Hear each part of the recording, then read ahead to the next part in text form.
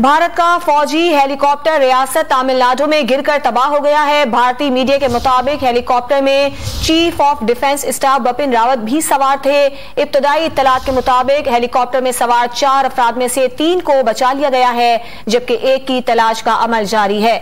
भारत का फौजी हेलीकॉप्टर रियासत तमिलनाडु में गिरकर तबाह हुआ है। भारतीय मीडिया के मुताबिक हेलीकॉप्टर में chief of defence staff Bipin Rawat भी सवार थे। इब्तदाई इत्तलात के मुताबिक हेलीकॉप्टर में सवार 4 अफराद में से 3 को बचा लिया गया है और एक की तलाश का अमल जारी है।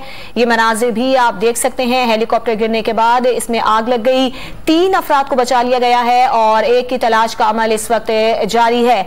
भारत का फौजी हेलीकॉप्टर है जो कि रियासत तमिलनाडु में गिरकर तबाह हुआ है। भारतीय मीडिया का कहना है कि हेलीकॉप्टर में chief of defence staff Bipin Rawat भी सवार थे।